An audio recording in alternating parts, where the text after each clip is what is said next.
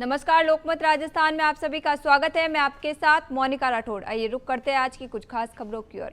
Iran और Israel के बीच जंग 7वें दिन में पहुंच गई है। इस बीच इजरायली सेना ने गुरुवार सुबह ईरान के 2 शहरों अराक और खोंडम के लोगों को इलाका खाली करने की चेतावनी दी है। अराक में हैवी वाटर रिएक्टर हैं। ये फैसिलिटी ईरान के न्यूक्लियर प्रोग्राम का एक अहम हिस्सा है। इसके साथ ही इराक में बड़े पैमाने पर हथियारों का उत्पादन होता है। इसके अलावा खोंडम भी IR-40 हैवी वाटर रिएक्टर है, जो ईरान के परमाणु कार्यक्रम का एक और अहम हिस्सा है। ये फैसिलिटी इराक से करीब 40 किलोमीटर दूर है। इराक की तरह इसे भी अंतर्राष्ट्रीय स्तर पर निगरानी में रखा जाता है। बीते 6 दिनों में इस जंग में अब तक इजरायल के 24 लोग मारे गए हैं। वहीं वाशिंगटन स्थित एक ह्यूमन राइट्स ग्रुप ने दावा किया है कि ईरान में मौत का आंकड़ा अब 639 हो चुका है और 1329 लोग घायल हुए हैं।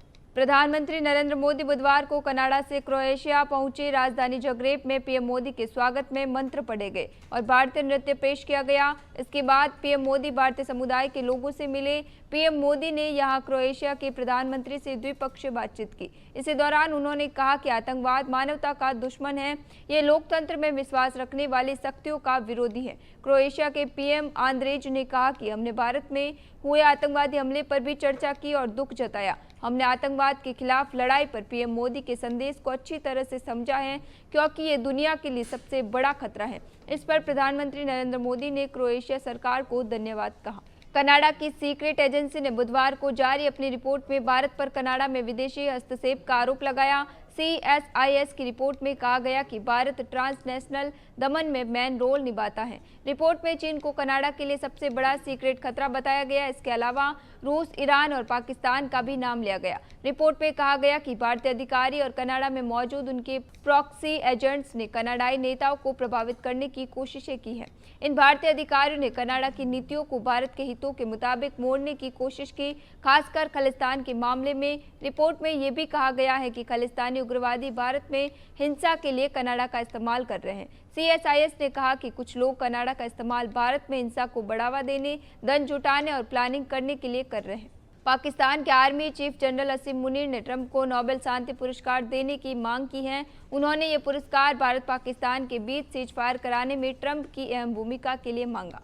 आसिम मुनीर अभी अमेरिका के दौरे पर हैं। यहां ट्रंप और मुनीर की मीटिंग बंद कमरे में हुई। व्हाइट हाउस की प्रवक्ता एना कैली ने कहा कि ट्रंप मुनीर की मेजबानी करेंगे, क्योंकि मुनीर ने ट्रंप को नोबेल शांति पुरस्कार देने की मांग की है। ट्रंप ने मुनीर को इसके लिए शुक्रिया कहा। उन्होंने कहा कि मुझे पाकिस्तान से प्यार है। इस मुलाकात से पहले पीएम मोदी ने ट्रंप से फोन पर बातचीत की। तब मोदी ने कहा कि सीज फायर सीधी बातचीत से हुई है। उन्होंने अमेरिका की मध्यस्थता से इनकार किया।